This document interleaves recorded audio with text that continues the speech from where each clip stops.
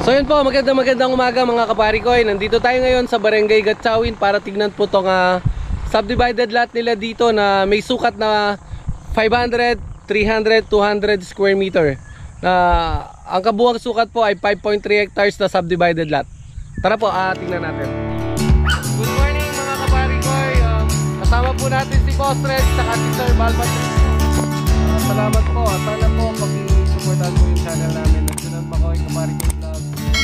Viewers po namin, pakisubscribe na rin po kami.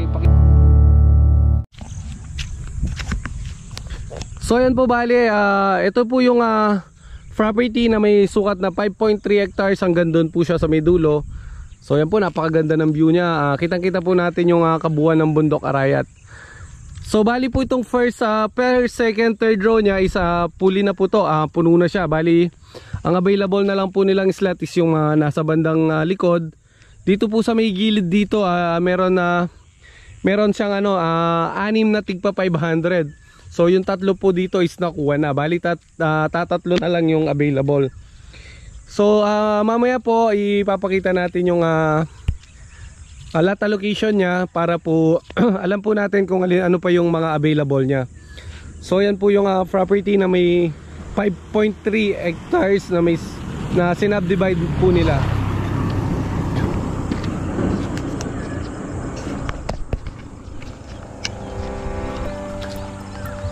So yan po yung kalsadang ito is going to Banyo. Then yung sa kabila po is palabas po tayo ng highway. So yan po, kahit saan po tayo tumingin, medyo talaga po masasabi nating napaka-presko ng lugar, napakaganda ng view niya. Dito po is tanaw natin yung kabuuan ng bundok Arayat. So yan po, bali may marking na po kasi sila dito. So yan po, malapit na po nilang i-develop ito ng todo. Bali tatambakan po nila, tapos gagawin yung kalsada, lalagyan ng poste ng ilaw.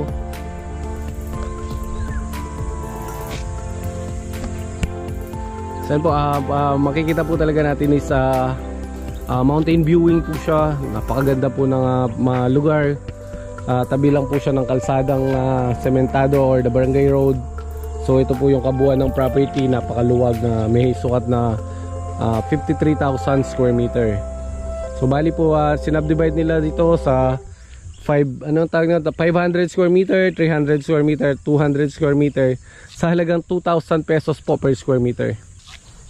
So ang po dito is magda-down po tayo ng 50% down payment. Tapos po bali yung the rest is babayaran po natin ng kalahating taon. Or kung halimbawa naman po hindi po natin makuha sa kalahating taon, mga 1 taon po, pwede rin naman, kaso meron po siyang additional na 1% sa payment po.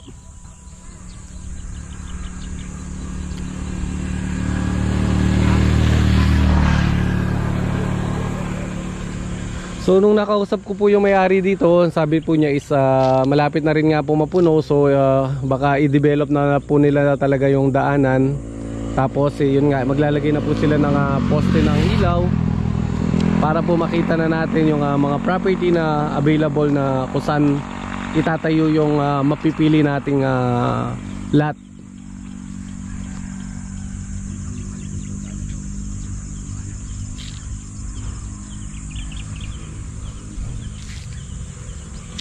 So mamaya po ipakikita natin yung tawag nun, yung lot map niya, kung ano pa po yung mga available na row.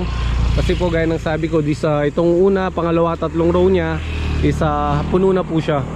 So doon sa fourth row na po tayo sigurado. Tsaka yung sa gilid niya na may mga sukat na 500. Nakalimutan ko lang po siya sa bahay. So sa bahay ko na po itutuloy yung anong tawag nun, yung pag-explica nung about sa mga available lot pa dito. Mga kapari ko, ito yung kanyang lot map. Bali, ito po yung pinakakalsada niya. Then, ito po yung first row, second row, third row na sinasabi ko na puno na po.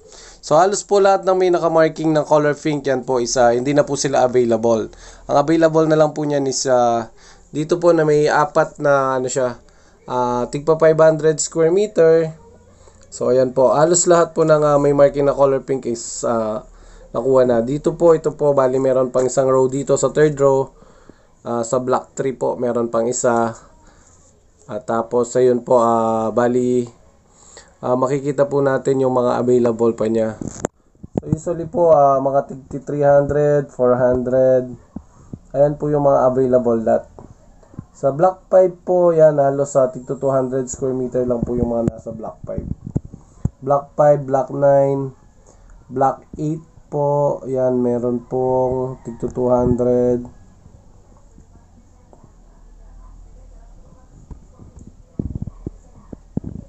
So, marami pa pong available sa may block 4.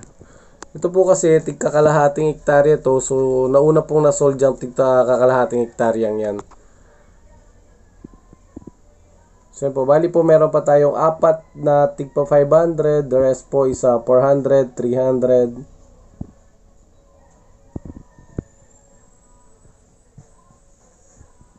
So, ayan pa po yung mga available, yung walang color pink na naka-marking.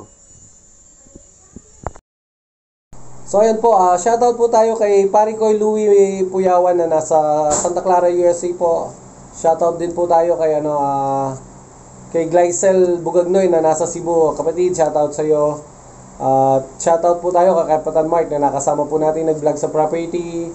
Kay Sir Boy at Domingo, shoutout sa inyo, sir. Kay White Sakalam, Parikoy, shoutout. At sa lahat po ng mga kaibigan natin, subscriber, mga kapamilya po natin na sumusuporta sa atin, maraming salamat po sa inyo. Shoutout po sa inyong lahat. At inuulit ko po, shoutout kay Parikoy Louie Puyawan. Maraming salamat pare sa tulong. Hanggang sa pagkikita natin pare, ingat ka lagi. God bless sa inyo at sa buong pamilya. Maraming salamat. Shoutout po sa inyong lahat. So shoutout din po kay Ryan in France, Insan Ryan, ingat ka diyan. Shoutout sa iyo. Kay Saldi Rocco TV, kay Tita Amores Farm. Shoutout po sa inyo. Kay Mama Benny Chan, shoutout po. Kay Sir Orlando Explorer na China. Shoutout sa inyo, sir. Ingat po kayo lagi diyan sa China. At sa lahat po, shoutout. Hanggang sa susunod na video po, maraming salamat.